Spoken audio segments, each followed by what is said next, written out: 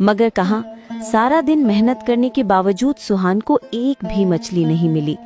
थक कर, निराश होकर जब वो खाली हाथ घर लौटने लगा, उसने देखा वहाँ एक बहुत बड़ी मछली थी और उसके साथ ढेर सारी छोटी छोटी मछलियाँ भी थी। ये देखकर सुहान हैरान रह गया। उसने ध्यान से अपना जाल फेंका। अरे बाप रे, इतनी बड़ी मछली तो मैंने आज तक नहीं देखी। इसे बेचकर तो 3-4 महीने का राशन आ जाएगा। आज तो मेरी कीर्ति कितनी खुश होगी। ऐसी मछली तो आज तक किसी ने नहीं पकड़ी होगी, दूर दूर तक किसी ने देखी भी नहीं होगी। वाह रे ऊपर वाले, आज तो तूने मेरी सुन ली। सोहन ने देखा कि उस बड़ी मछली के छोटे छोटे बच्चे उसकी नाव के साथ साथ तैर रहे हैं। ये दृश्य देखकर सोहन के दिल में दया उत्पन्न हुई। उसने कुछ देर तक उन नन्हे बच्चों को देखा जो अपनी माँ के चारों ओर तैर रहे थे, जैसे उसे छोड़ना ही नहीं चाहते हों। सोहन के मन में विचार आया कि अगर वो इस मछली को पकड़ लेगा तो ये मासूम बच्चे अनाथ हो जाएंगे।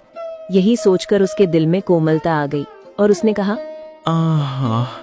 मैं ये पाप नहीं कर सकता।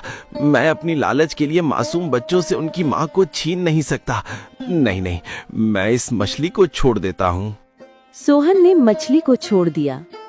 मछली के बच्चे अपनी माँ से चिपककर बेहद खुश हो गए और देखते ही देखते सतह से गायब हो गए। सोहन भी परेशान होकर किनारे की ओर निकल पड़ा। तभी उसने देखा कि नाव में एक सोने जैसा बड़ा सा पत्थर पड़ा है। ये देखकर वो हैरान रह गया। अरे ये क्या? सच में मुझे यकीन ही नहीं हो रहा। ये तो कोई पत्थर लग रहा है, मगर चमक तो देखो जैसे असली सोना हो। नहीं नहीं, ऐसा कैसे हो सकता है? लेकिन अगर ये सच में सोना निकला ना, तो ऊपर वाले तूने तो मेरी किस्मत ही बदल दी। आहा, करती ये देखेगी तो खुशी से पागल ही हो जाएगी। सोहन जैसे ही अपनी नाव से नीचे उतरता है, वो अचानक गिर जाता है, जिससे उसकी जेब में रखा हुआ सोने का सिक्का भी गिर जाता है। उसे इसका पता ही नहीं चलता। इतनी देर से आए हो और वो भी खाली हाथ, एक मछली तक नहीं लाए। मैं यहाँ भूखी बैठी रहूं तुम्हारे इंतजार में। क्या मैंने अपना सामान बांध लिया है? सुबह होते ही मैं अपने मायके चली जाऊंगी। अरे अब तुम्हें कहीं जाने की जरूरत नहीं है। तुम्हें पता है, तुम तो खुशी से पागल हो जाओगी। मुझे सोने का पत्थर मिला है। हाँ लहरती, असली सोने का पत्थर। सोने का पत्थर कहाँ है? मुझे तो नजर नहीं आ रहा। जरा मुझे दिखाओ ना। जब सोहन जेब में हाथ डालता है तो वहाँ कोई पत्थर नहीं होता। जैसे ही वो ये देखकर देखता है, खरती और भी ज्यादा चौंक उठती है। झूठे इंसान, कहाँ है वो सोना? खाने तक को कुछ नहीं लाते और सपनों में सोना देखते हो। मेरे साथ मजाक कर रहे हो क्या? अब बस बहुत हो गया। तुम्हारे जैसे इंसान के साथ मेरी जिंदगी बर्बाद हो गई है। सोहन की किस्मत न जाने उसे एक पल की खुशी भी नहीं देना चाह रही थी।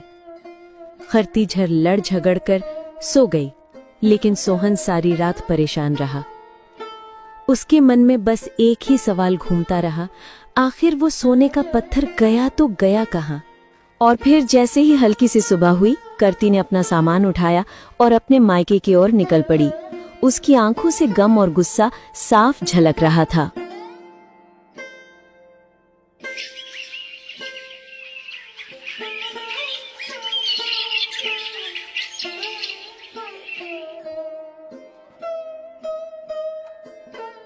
सुबह जब मोहन उठता है तो उठकर कार्तिक को आवाज लगाने लगता है, मगर पूरे घर में उसे करती कहीं नहीं मिलती।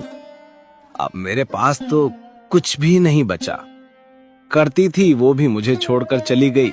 एक उम्मीद दी थी तूने, वो सोने का पत्थर, वो भी एक पल में छीन लिया। सुहान ने अभी इतना ही कहा था कि उसकी नजर उस सोने के पत्थर पर पड़ी जो उसकी जेब से गिर गया था। सुहान बहुत खुश हो गया।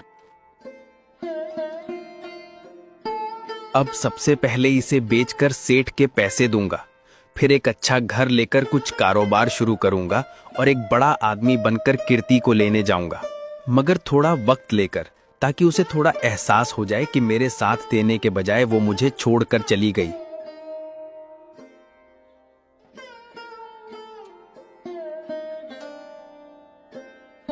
फिर इसी तरह काफी समय गुजर गया। अब सुहान एक अमीर आदमी बन गया था। तभी सुहान का नौकर उसके पास आया और बोला, मालिक, एक करती नाम की औरत मुख्य द्वार के बाहर खड़ी है, कह रही है कि मुझे काम चाहिए। सुहान ने जैसे ही नाम सुना वो समझ गया कि ये सुहान ने उसे अंदर बुलाया। सुहान और कीर्ति दोनों एक दूसरे को देखकर हैरान रह गए। तब सुहान बोला, कीर्ति, तुम यहाँ? मैंने तुम्हें कितना ढूंढा था मगर तुम मुझे कहीं नहीं मिली। तुम मुझे छोड़कर क्यों चली गई कीर्ति? क्या तुम्हें जरा भी यकीन नहीं था मुझ पर? देखो, मेरा वो बुरा वक्त अब खत्म हो गया है कीर्ति। अब सब कुछ बदल गया है। अब मेरा अच्छा वक्त आ गया है। बस तुम लौट आई हो, अब सब ठीक हो जाएगा। मुझे माफ कर दो जी, मैंने बहुत बड़ा पाप कर दिया है। न जाने उस वक्त मुझ पर क्या गुजरी थी। मैंने गलतियां की, बहुत गलतियां, मगर आज दिल से पछता रही हूँ। बस एक मौका दे दो जी, सब ठीक कर दूंगी। सुहान ने कीर्ति को और कीर्ति ने सुहान को माफ कर दिया और दोनों हंसी खुशी रहने लगे।